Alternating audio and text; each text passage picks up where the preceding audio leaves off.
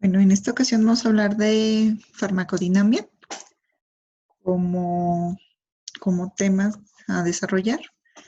Recordarán que habíamos comentado que la farmacodinámica era un fenómeno que se deriva de la farmacología eh, y que se define como la rama de la farmacología que se encarga del estudio del mecanismo de acción. Eh, Esto, dicho de otra manera, es cómo es que los medicamentos interactúan con sus receptores específicos para ejercer su efecto farmacológico. En la imagen que ustedes están viendo, se está representando una serie de segundos mensajeros más bien de sustancias que tenemos en el organismo y que van a interaccionar con algunos receptores específicos. Estos receptores específicos permiten formar sistemas en el organismo y que, y que los medicamentos se aprovechan de estos sistemas para ejercer su mecanismo de acción. Entonces aquí vemos en rojo, verde, morado, naranja y azul diferentes receptores que están localizados en una membrana celular y en estos círculos están representando a los neurotransmisores. Estos sistemas eh, permiten que nosotros se generen medicamentos para que actúen en forma o remedando a los neurotransmisores que están representados aquí o bloqueando el efecto de los neurotransmisores. Los neurotransmisores tienen una forma específica para adaptarse a su receptor y el receptor tiene sitios específicos de interacción con los diferentes neurotransmisores. Un receptor puede tener espacios o sitios de interacción con varios sustancias como la acetilcolina, la serotonina, la GABA, la histamina y el glutamato. Y estas receptores pues van a producir ciertos efectos en el organismo. En este caso en particular, acetilcolina, que está localizado el receptor en la neurona, no se conoce exactamente alguna función en la neurona, porque sí se conocen en otros sitios de nuestro cuerpo. En el caso de serotonina, en la neurona, favorece la locomoción o el movimiento de grupos musculares. En el caso de GABA, en los músculos también favorece la locomoción y en las neuronas también contribuye al estímulo para que se produzca la locomoción. En el caso de la histamina, en algunas células nerviosas favorece la visión y el glutamato ayuda a la deglución en algunos grupos musculares y en las neuronas no se conoce alguna función, pero bueno, tienen muchas otras funciones que pueden ser conocidas. En este caso en particular, modifican el flujo de iones de cloro para producir su efecto eh, fisiológico en este caso y que los medicamentos aprovechan para producir el efecto. Los diferentes sistemas pueden llegar a tener diferentes receptores o más de un receptor.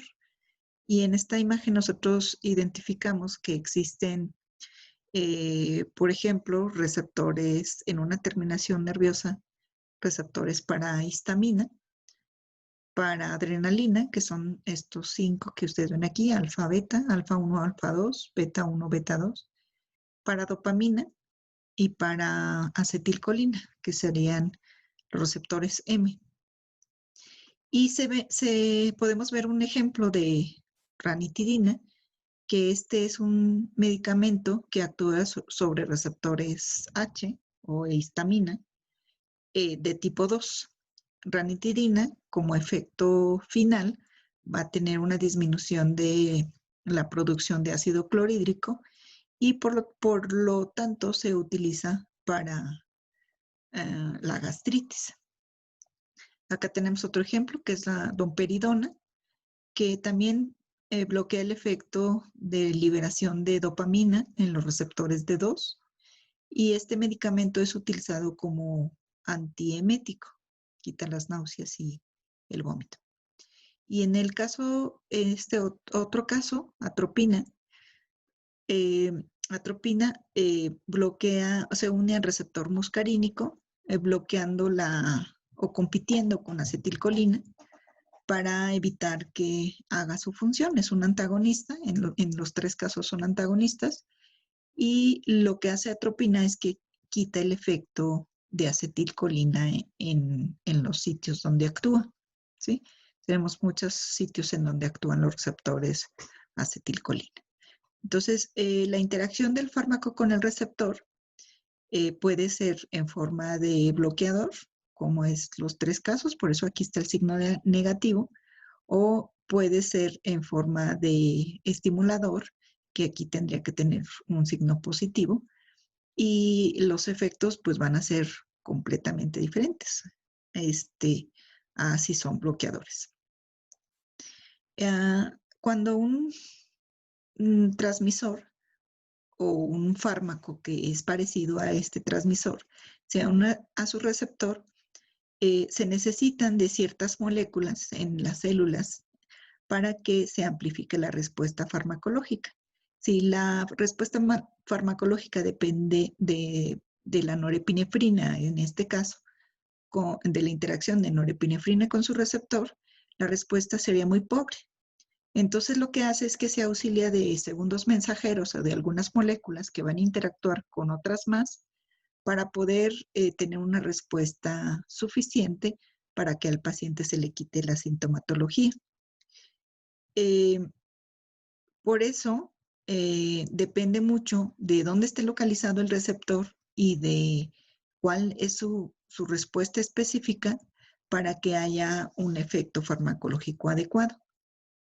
Entonces, a los receptores se les define como macromoléculas encargadas de identificar el medicamento o la señal química, y estos receptores pueden estar constituidos principalmente de proteínas, de lípidos y de carbohidratos.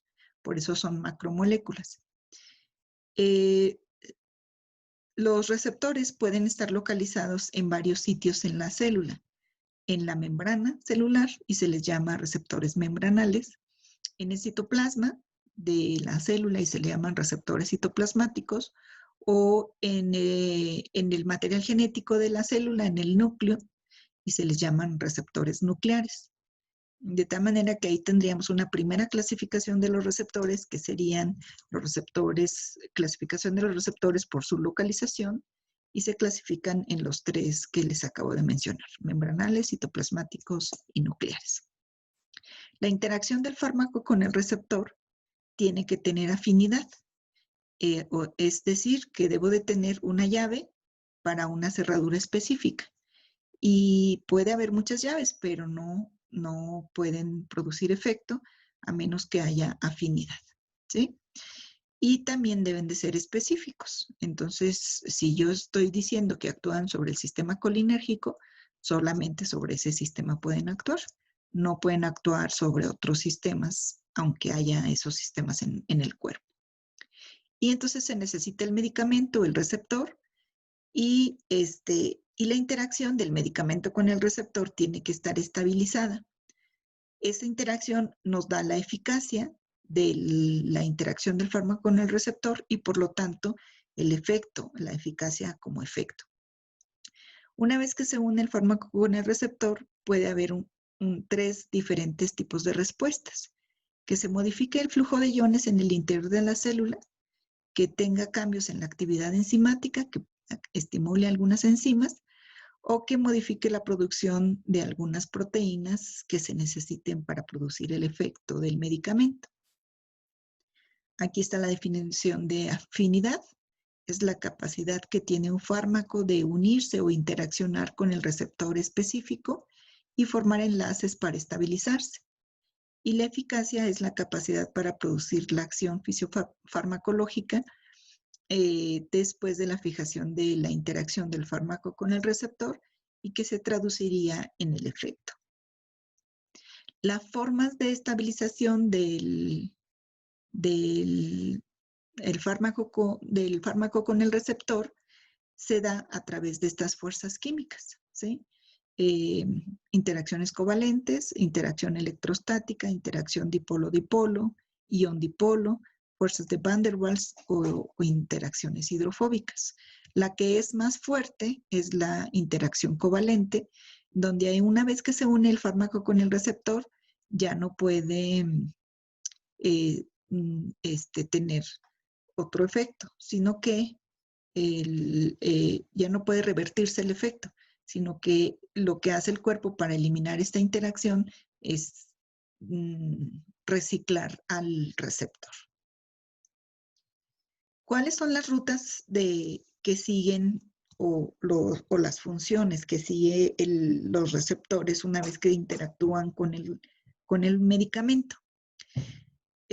Los receptores se pueden clasificar de acuerdo a su función en estos 4 tipos, lo que serían los receptores ionotrópicos, aquellos que incrementan o modifican el flujo de iones, los receptores metabotrópicos, los que tienen interacción con segundos mensajeros, y estos son los más abundantes, los receptores a tirosina quinasa, que tienen que ser fosforilados y estimular a otras enzimas para producir el efecto, y los receptores con afinidad a ADN.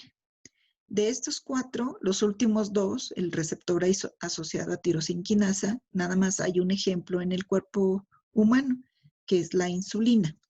La insulina es un receptor con estas características que permite la interacción con otro receptor que se llama receptor a glucosa o GLUT, y este receptor se abre para permitir la entrada de glucosa al interior de la célula. Entonces, la insulina actúa de esta manera cuando es administrada como medicamento. Y el último receptor, el de afinidad a ADN, los únicos medicamentos que utilizan este mecanismo son los esteroides. Son medicamentos que se utilizan, que tienen 4 indicaciones y que necesitan la interacción con el material genético de la célula para producir o inducir la producción de ciertas proteínas que permitan el efecto farmacológico. En el primer caso, en el de los canales iónicos, ya dijimos, producen modificaciones de iones, y en el segundo caso, segundos mensajeros, que son los ejemplos que vamos a dar a continuación.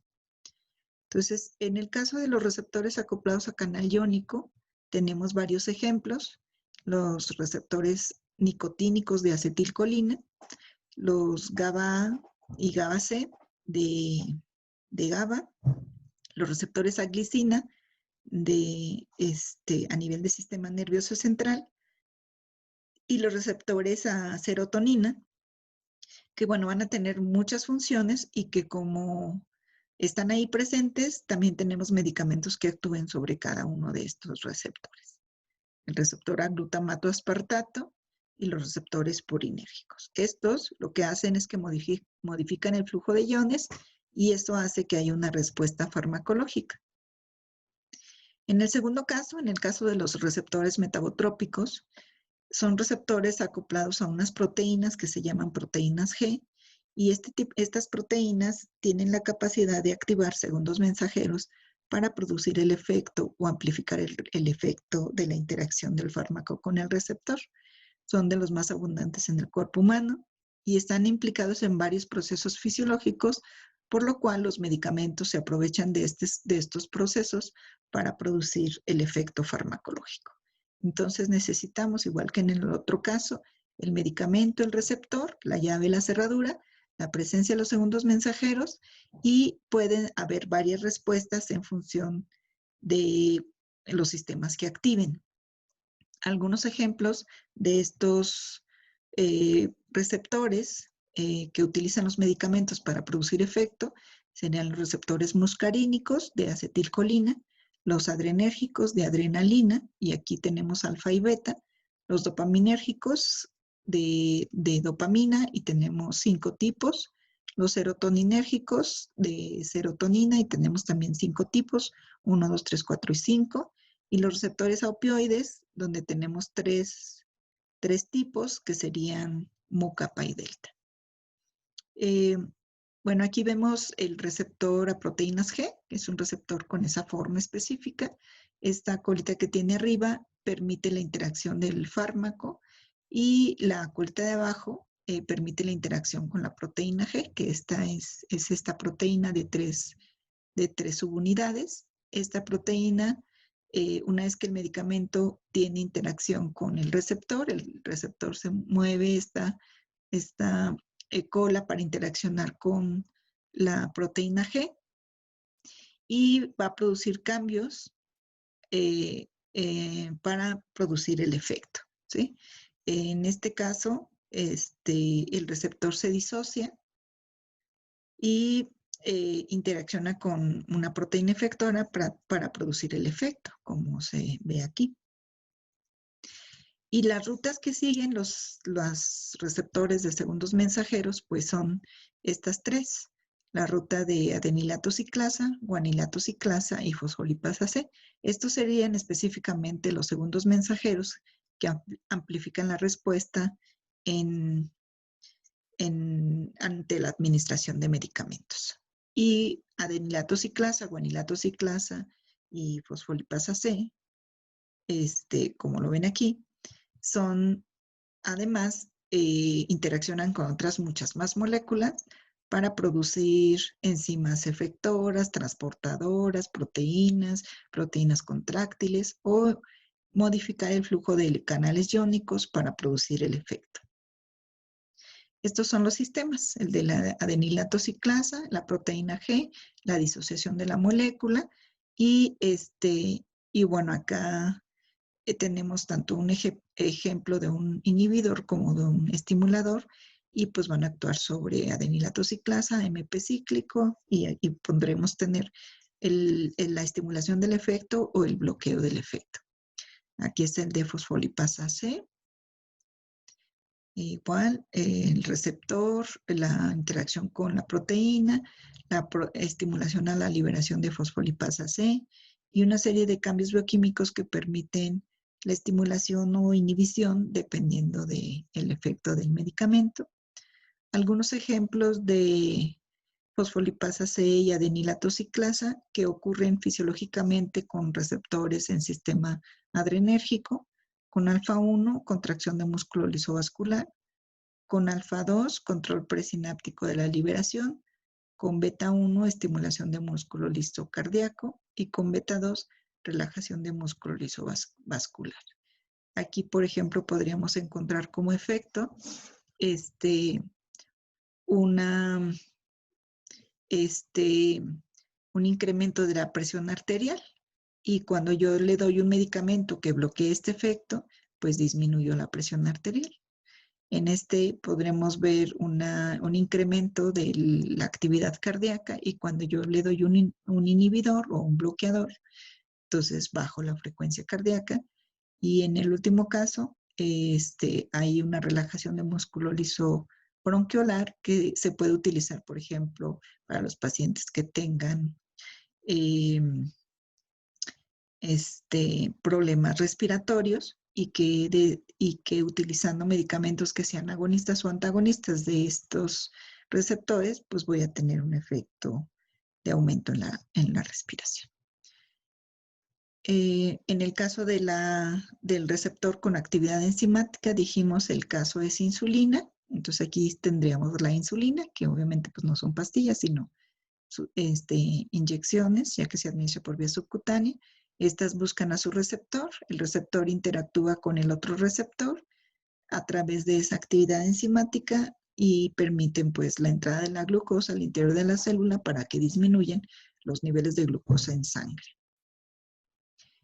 En el caso de los esteroides, tenemos al medicamento, su interacción con su receptor, la entrada hasta el interior de la célula, la interacción con el material genético, estimulación de la transcripción genética para la síntesis de algunas proteínas que se necesiten dependiendo de las indicaciones del medicamento.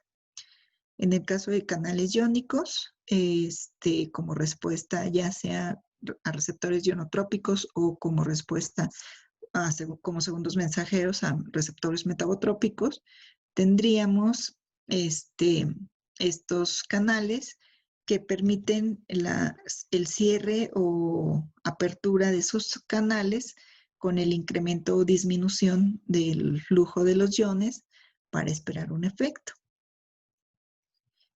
Aquí tenemos, por ejemplo, en el caso de los canales de potasio, podemos encontrar la inhibición o apertura de los canales de potasio con la modificación de la frecuencia cardíaca a nivel de las fibras del corazón, ¿sí? Entonces, canales de potasio, hay medicamentos que actúan sobre esos canales y pueden producir ese efecto de incremento o disminución de la frecuencia cardíaca. En el caso de canales de sodio, el sodio pues es importante para la excitabilidad eléctrica en varios niveles y desempeñan un papel muy importante en la transmisión de dolor. Por lo tanto, los anestésicos lo que hacen es que bloquean el flujo de sodio para evitar o impedir la transmisión del impulso doloroso. Y de esa manera, cuando nosotros administramos algún anestésico local, evitamos que al paciente le duela cuando le estamos haciendo alguna curación o alguna sutura de algún sitio específico. En el caso de los canales de calcio, por ejemplo, butiliosina bloquea el flujo de calcio y es un medicamento que al bloquear el flujo de calcio evita el dolor a nivel intestinal o a nivel uterino. En cambio, oxitocina tendría el efecto contrario, ya que incrementa el flujo de calcio a nivel del músculo liso uterino y por lo tanto incrementaría la contractilidad para favorecer el trabajo de parto. En el caso de los canales de cloro, hay muchos medicamentos que se utilizan para crisis convulsivas y lo que hacen es que incrementan el flujo de cloro al interior de la célula. Esto produce una hiperpolaridad celular y produce una falta de estimulación o excitabilidad neuronal y evitaríamos pues la aparición de crisis convulsivas. De esto deriva pues que tenemos medicamentos con dos características, los que actúan en forma agonista y los que actúan en forma antagonista. Ambos se van a unir al sitio de interacción, al receptor, pero el agonista induce la actividad de los segundos mensajeros o del flujo de iones, dependiendo del tipo de receptor de que se trate, y el antagonista pues va a ocupar el receptor para competir con los neurotransmisores fisiológicos y que no se produzca el efecto. ¿Sí? Entonces el agonista es aquel que posee afinidad por el receptor y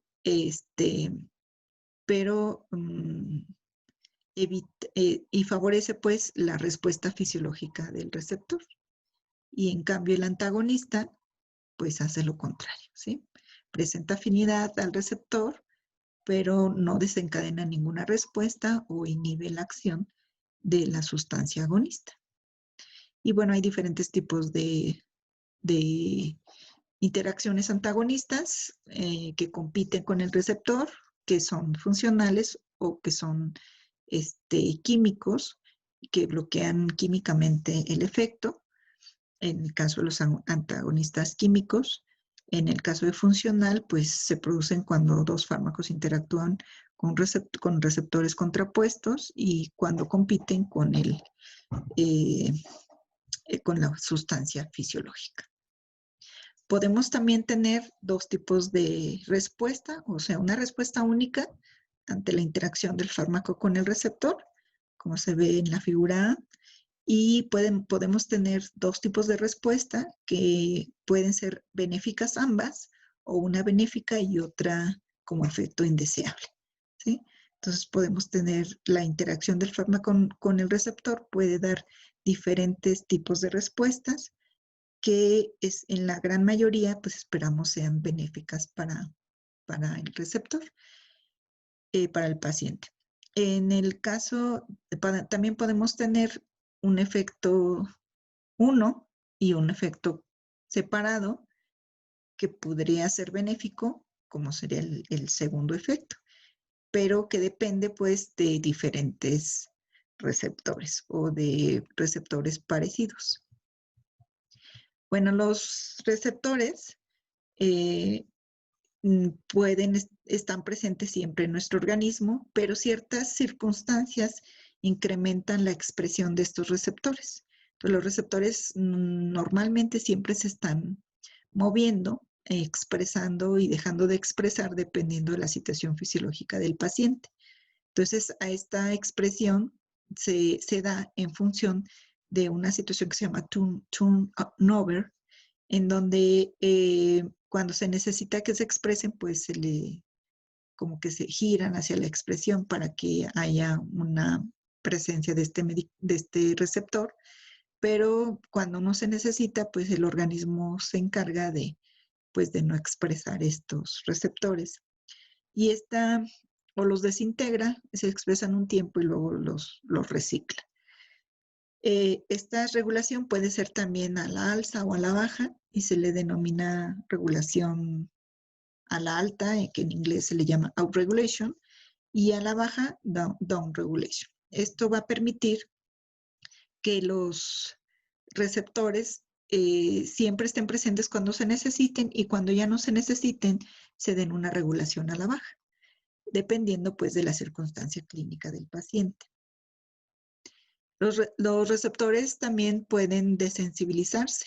Esto quiere decir que puede haber una pérdida de la respuesta porque se necesita de una expresión mayor de la presencia de los receptores o una dosis mayor del medicamento. A este fenómeno se le llama tolerancia o taquifilaxia cuando se necesitan pues dosis cada vez mayores para alcanzar el mismo efecto.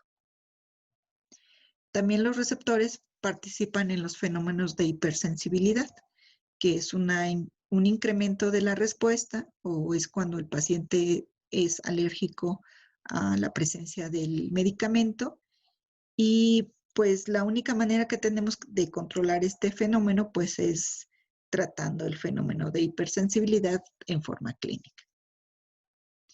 Bueno, cuando nosotros tenemos un medicamento, vamos a tener un efecto que podemos medir a través del proceso farmacocinético, absorción, distribución, metabolismo y eliminación.